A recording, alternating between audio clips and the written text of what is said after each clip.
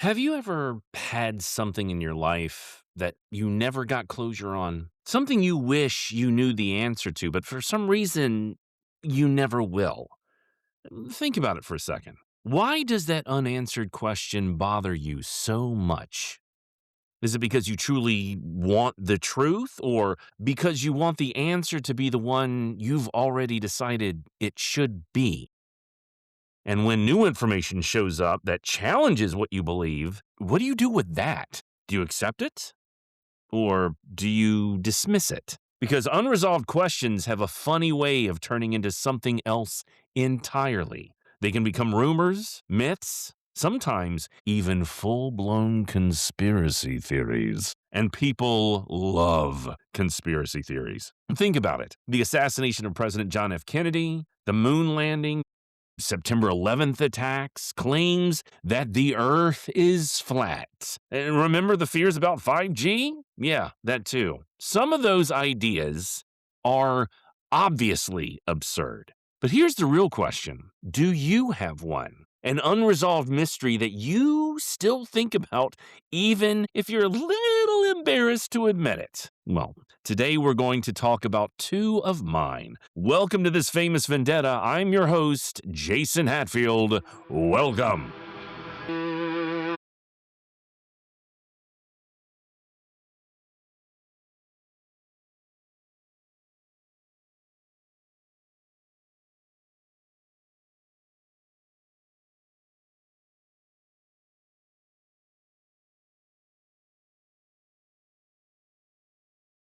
First off, full disclosure, we're talking about unresolved issues and why they may be unresolved. We're not necessarily talking about conspiracy theories. However, it is opening the door to how those conspiracy theories evolve because of the lack of closure. Now, bear with me, it's going to be a bit of a journey here. Okay, so I have a couple of unresolved issues that could be considered some sort of quasi conspiracy theories. One is the death of Valentine Hatfield that I discussed briefly in the first episode, which we will eventually circle back to. But another is the Kensington Runestone. It has absolutely nothing to do with the feud, but I'm fascinated by it. Now, bear with me because there is a point. In 1898, or about 8 years after what we will consider the end of the Hatfield-McCoy conflict, there was a man by the name of Olaf Oman, another classic name, who was clearing trees off of his farm in Minnesota. He pulls up one of these trees and sees this huge stone caught up in the roots of that tree, or roots of that tree if you're from Minnesota. Upon the initial attempts to remove the stone, Oman sees that there are carvings in it, and it's determined that they are runes, a system of old Germanic writing long connected to Norse communities. And sending a copy of these runes off to some universities, the stone is translated to depict a horrific journey of discovery with 8 Swedes and 22 Norwegians who go off to fish, leaving some men at the camp. And when the men fishing come back, men at the camp had been killed. The stone was carved and left in that spot to record the event. It was dated 1362. 62. Whoa. I mean, Norsemen in Minnesota? Viking? 62?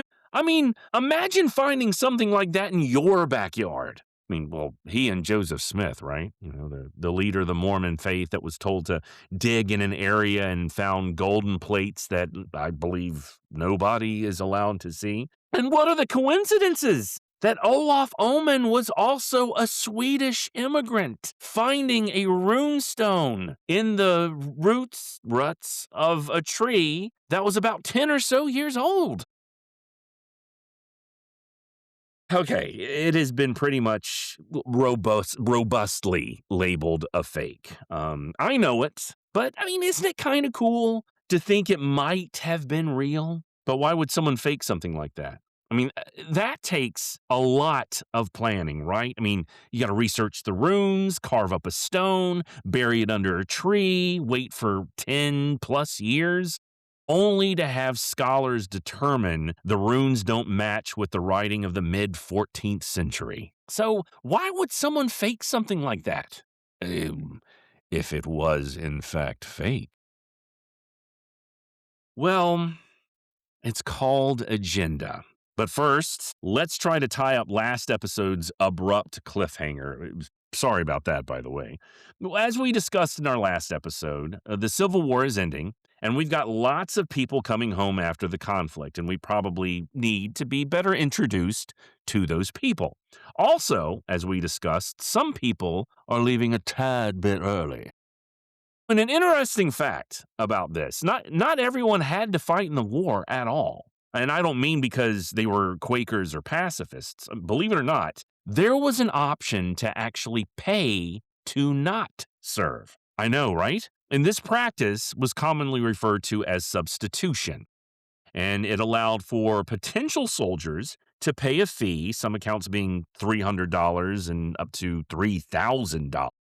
This is in the 1860s, so about what, 12,000 to 120,000 in today's dollars, and even more if you lived in the South due to their collapsing economy, which I'll get into in a minute.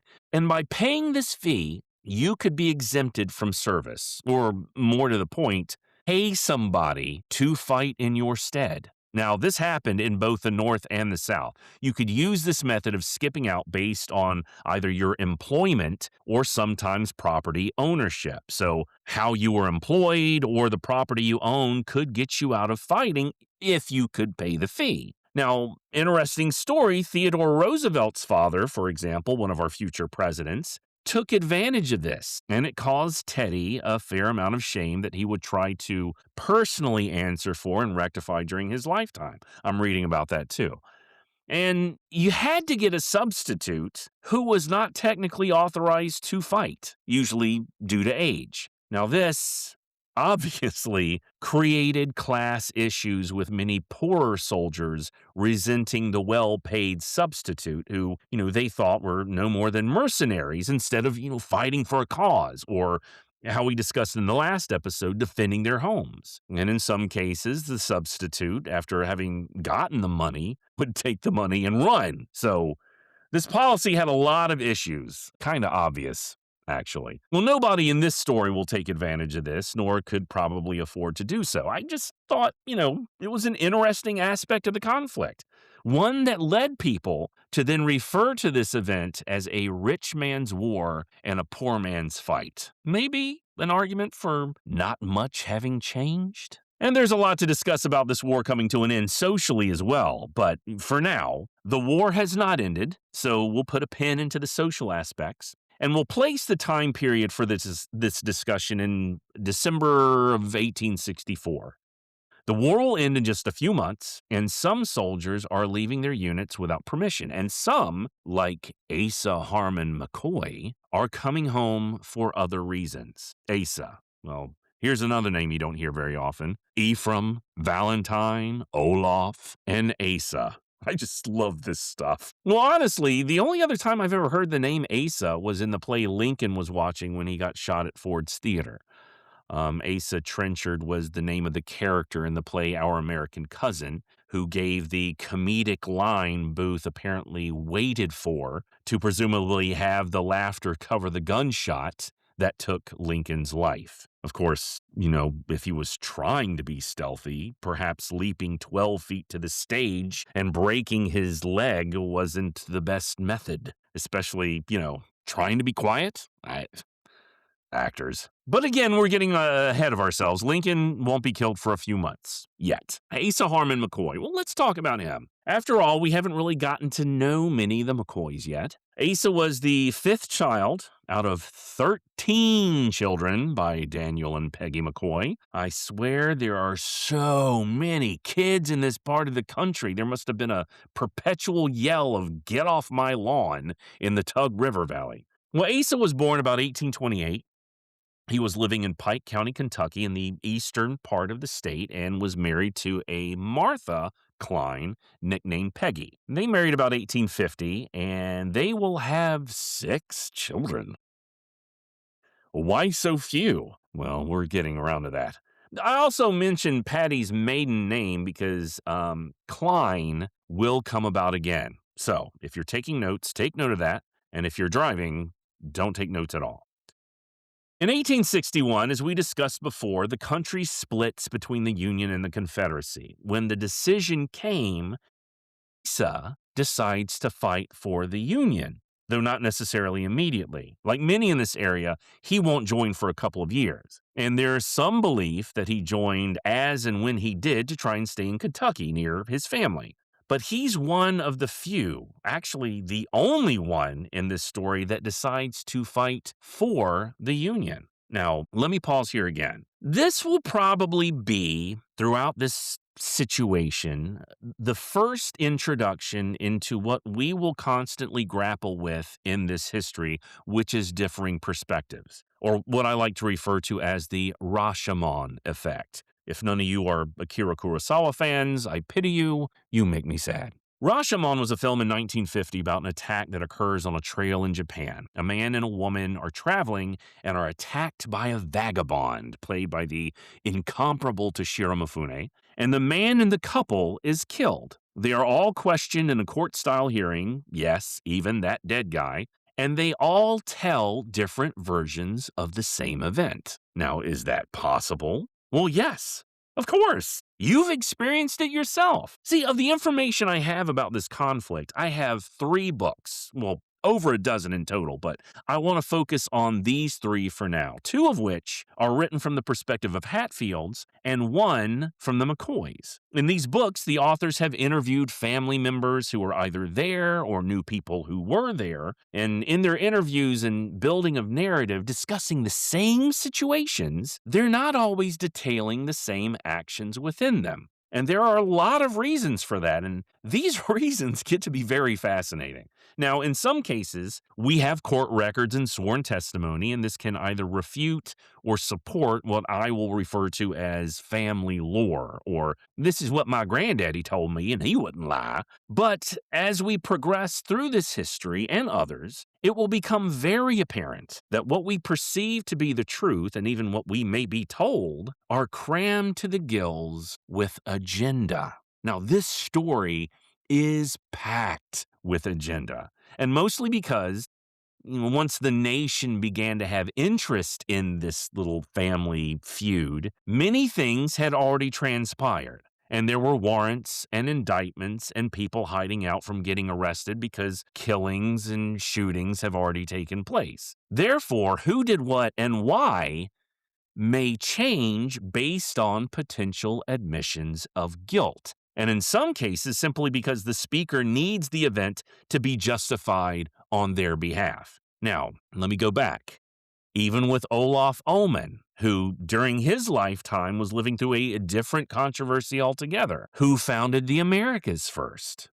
The Italians or the Vikings? Now, see, for a long time, the Italians held this title because we knew about Columbus. And it won't be until about the 1960s when the Newfoundland Lonsau Meadows settlement will be rediscovered. And I hope I pronounced that right. Now, and this discovery or rediscovery will vindicate those Norse descendants who had always claimed that they had made it first before the Italians. And let's be honest, this aggravated a lot of Italians. But it was deeper because immigration to the U.S. during that time of Olaf Ullman was on the rise. The English Anglo-Saxon culture was, somewhat dominant, and there were tensions between ethnic groups as well as Catholics and Protestants. And with, Columbus being Catholic and the Vikings possibly representing Protestants, who was better? Who was superior? Enter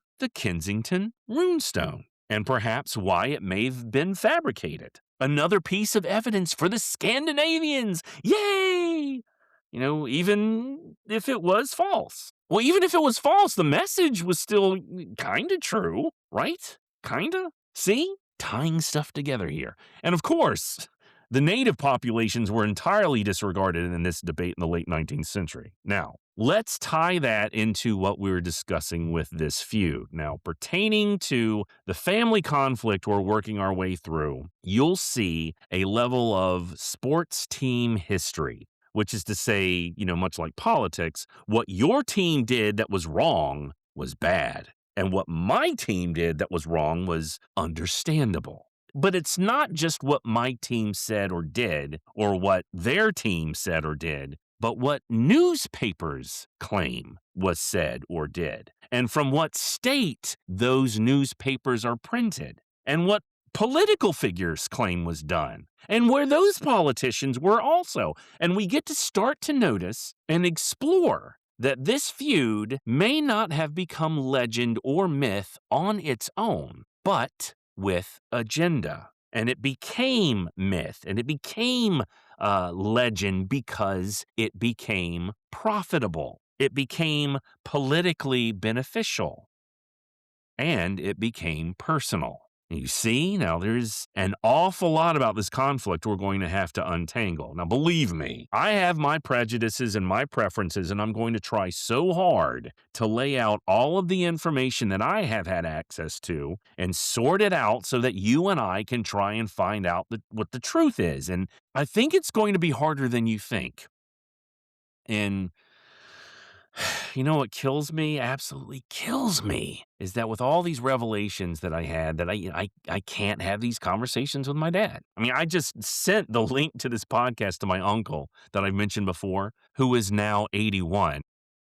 So if he's figured out how to listen to this by now, please hear me that I love you, and I can't wait to hear from you what I might have gotten wrong about this, or right, or, anything. Back to the subject. It's December of 1864 to January of 1865. The people of the Tug River Valley are coming home from where they've been fighting. Some are injured, some are wanting to be closer to home, and some are simply tired of the war. You see, the South was broken at this point. Their economy was in shambles for a lot of reasons. And I'll place the name of a really good book about this aspect of the war in the show notes. It's called Ways and Means. And let me tell you, I never thought I would find a book about the economical aspects of the Civil War interesting, but this is really good. Nerd card stamped, ka-chunk. Thank you. Now, when I mean the South was broke, I mean broke. Key infrastructure for much of the South was destroyed. Inflation was mind-numbing and, by some accounts, exceeding 9,000%. 9,000. Riots were happening and people were attacking Confederate storehouses because food and staples were scarce. Southern people, that is, were attacking these storehouses. One account, for example, talking about inflation, discusses how in Lynchburg, Virginia, in the fall of 1863, flour was being sold at $30 a barrel. By the following spring, it was $275 a barrel, and that's an increase of close to 817%. Now, Sherman will be marching through Georgia, causing all kinds of damage, in addition to the blockades the North is waging.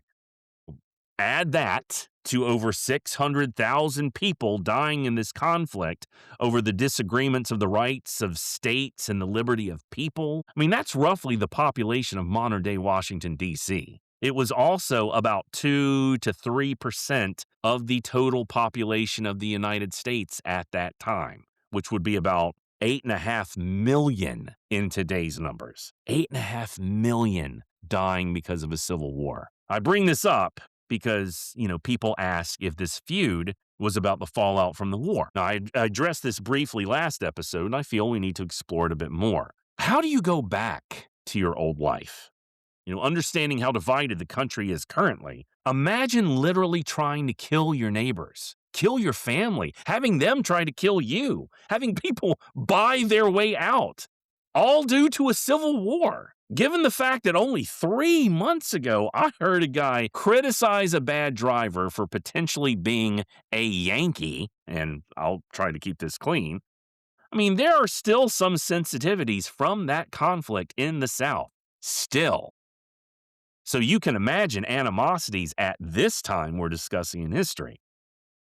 Well, when soldiers are returning home, especially in the South, there's, devastation, especially in Georgia. Towns are burned down, bridges destroyed, crops destroyed, livestock slaughtered. Crops that weren't destroyed may have faced, obvious issues not having been cultivated in 4 years. There's a lot to untangle, not to mention the social change of having millions of enslaved people liberated in the midst of generations of the slave mindset and codified prejudice coupled with plantation owners feeling like millions of dollars of property is being taken away from them. We'll get into that into a later episode also. Now, bring us back to West Virginia and Kentucky. I know I'm bouncing around a lot, but there's a point. Both of these states saw their fair share of conflicts, their fair share of destruction. Was the hardship the same? Was the irritation the same? Well, in the mountains, it was probably a bit different in some ways. I mean, Kentucky and West Virginia are both Union states. People weren't heading to the Piggly Wiggly for groceries. They were growing and managing their own food, their own livestock. Sherman's total war policy wasn't happening here, but you do have Confederate sympathizers. And going back to Teddy Roosevelt, even though his father bought his way out of fighting, his mother was from Savannah, despite their living in New York. And when, Teddy's father was out, his mother would be trying to send care packages home to her family who was struggling. Now, this also may be a reason why the elder Roosevelt decided to buy his way out so he wouldn't have to, fight in-laws in a conflict. Plus, I don't know if many of my listeners have been to this part of the country of West Virginia and Kentucky, but it can take you an hour and a half to drive 30 miles, not to mention several doses of Dramamine. I mean, if you want to live in this part of the world, which, believe me, is beautiful, you have to really want it. So maybe not the same economic struggles, but I would probably definitely consider the social and pride struggles of a losing South. And this is the world that Asa, Ance, and Ellison are returning to at roughly the same moment in time. Asa comes home around Christmas of 1864. Ellison goes AWOL from his unit around December 19th. And Ance had already left his unit, according to some accounts, as early as February of that same year. 3 men returning from war back to a region that is still tense, divided, and uncertain about what comes next, despite the fact that there's a great deal of Confederate sympathy here. Now, let's talk about Asa's service. Asa joined the Union Army in 1863, serving with Company E of the 45th Regiment Kentucky Infantry Volunteers, though some sources describe it as mounted infantry. Originally, he seems to have preferred staying closer to home. That could have been for protection or perhaps to manage crops or family obligations. Eventually, however, he made the decision to enlist. Now, according to some accounts, he had enlisted for a 12-month term, and at some point during his service, Asa broke his leg and was hospitalized in Lexington. Now, when that term expired in 1864, he mustered out, along with several others in his regiment.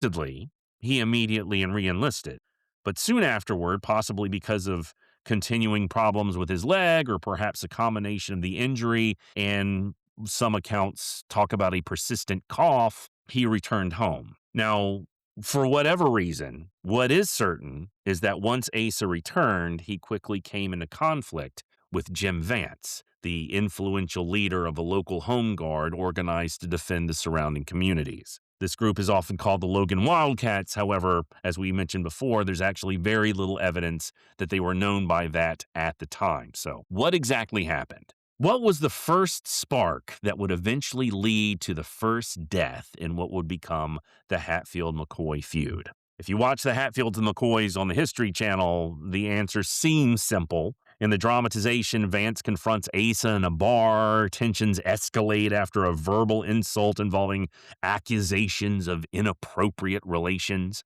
The scene is tense, dramatic, and clearly sets the stage for violence. But historically, there's no solid evidence that anything like this actually occurred. Other accounts offer a completely different explanation. According to some stories, Asa believed that Devil Ance had killed an officer that Asa served under during the war. Now, supposedly, the killing was to be carried out by Confederate point men, Ants, and Randolph McCoy, Asa's own brother. Now, the officer is identified as Captain Bill France or Captain French, but there's a problem. The only officer I can find with a similar name appears to have died in 1881, not during the war. And while I certainly don't claim to know every Civil War officer, the details here don't exactly line up. It feels possible that this story may have developed later, perhaps to elevate Confederate service records or to provide a more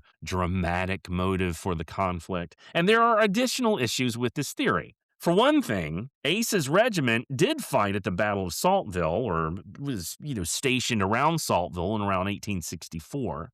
Not sure exactly if there was a battle, but by that point, Ants had already left Confederate service, so it's unlikely they ever faced each other in combat. There's also no evidence that Ants and Randolph ever served together. Still, family lore often suggests that Ants participated in some attack that Asa later sought revenge for. But again, there's little historic evidence supporting that claim. And practically speaking, it raises another question. Everyone in that region knew everyone else. If Asa was walking around with a bad leg trying to secretly assassinate someone, even as a sniper, it seems unlikely he would remain anonymous for long or would be that effective. Another perspective appears in the McCoys' Their Story, written by Truda McCoy in the 1970s. In her account, Asa's Union service itself created the problem. After Asa returned home, Jim Vance confronted him, and during the encounter, Vance issued what seemed to be a thinly veiled threat. And sometime afterward, while Asa was drawing water from a well, someone took a shot at him. Well, whether or not the shot was meant to kill him is unclear, but it was enough to convince Asa that he was in danger. And in this region, where Confederate sympathies still ran strong, that danger may have been very real. Asa goes into hiding.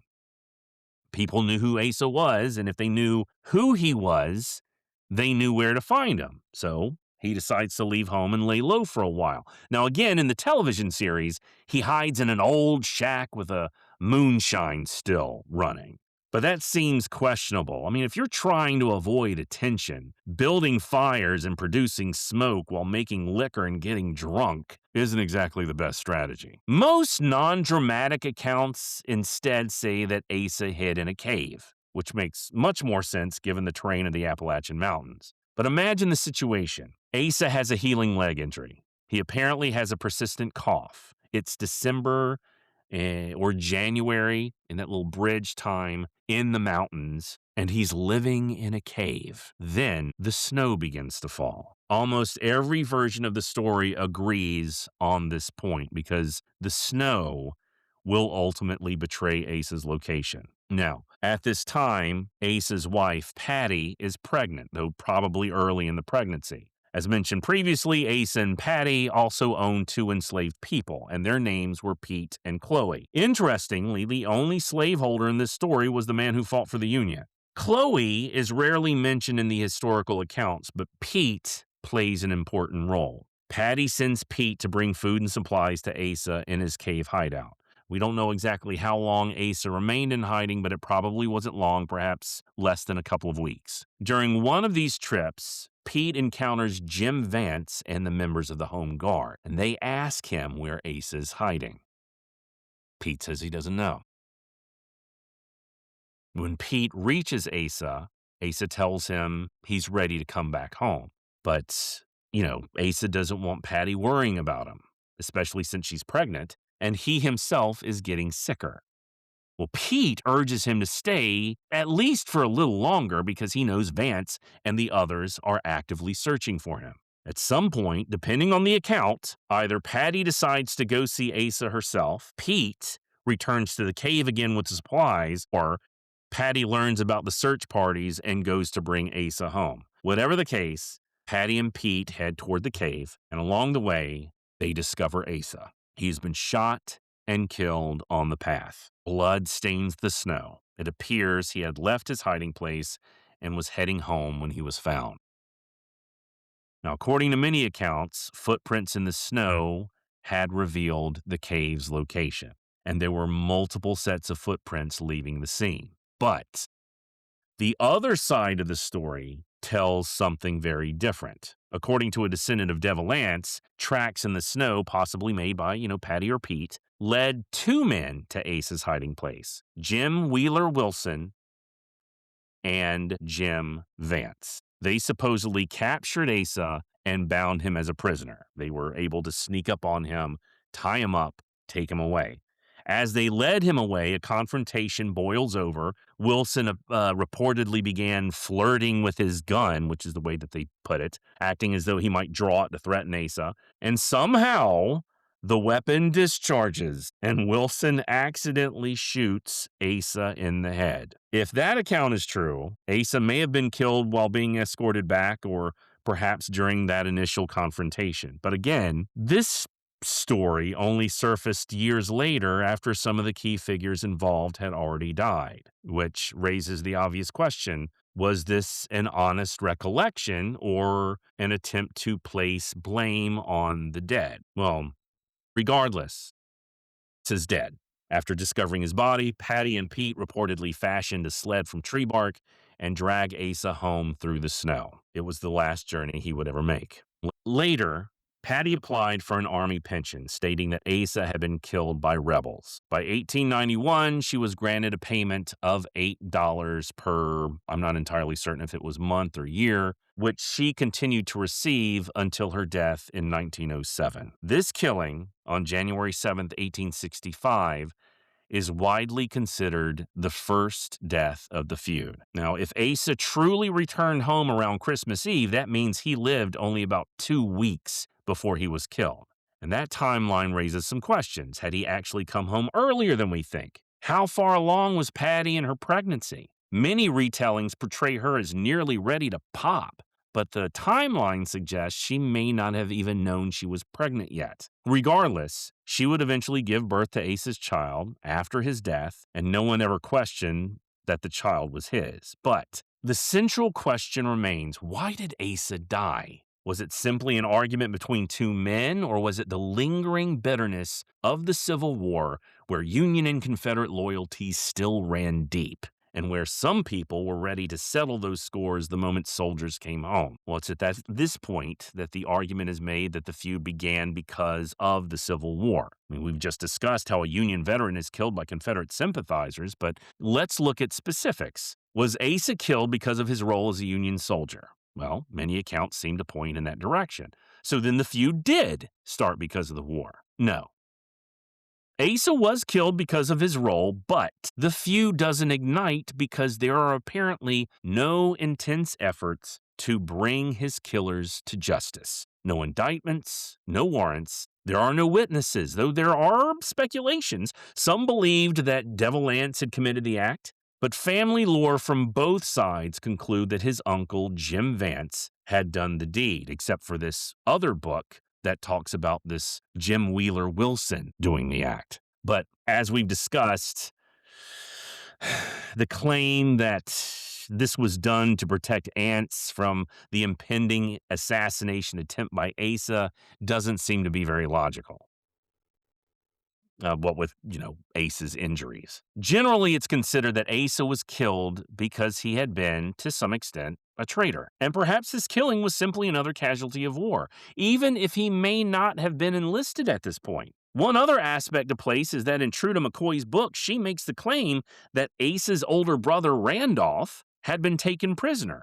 Randolph was a Confederate and was being kept in a Union stockade at this time.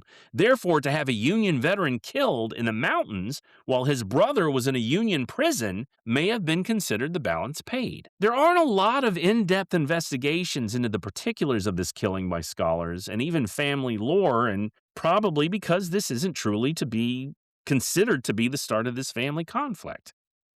Nobody takes up the charge to bring Asa's killers to justice. When Randolph is released and returns home after the war, one would think that he would rally the troops to bring his brother's killer to light. But he doesn't. Perhaps he's tired.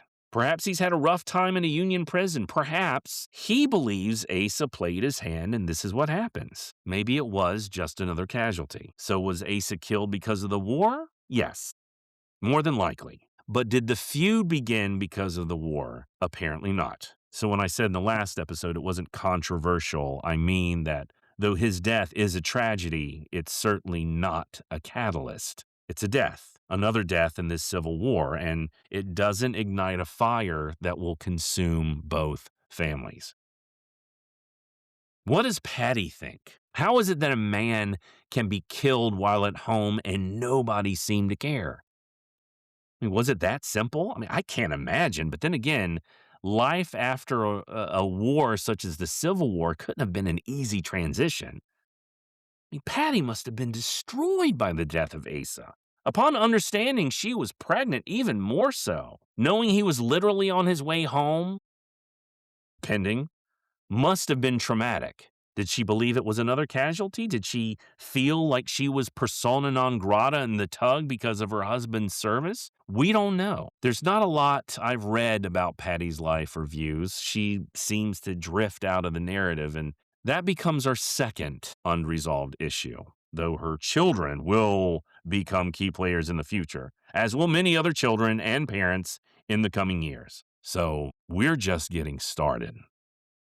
But for today, that brings us to a close for this episode of This Famous Vendetta. In 2 weeks, we're going to return and we're going to take a step aside from the feud to discuss a little more context to American life in the months leading to the end of the war and the post-Civil War United States. We ask you to join us then.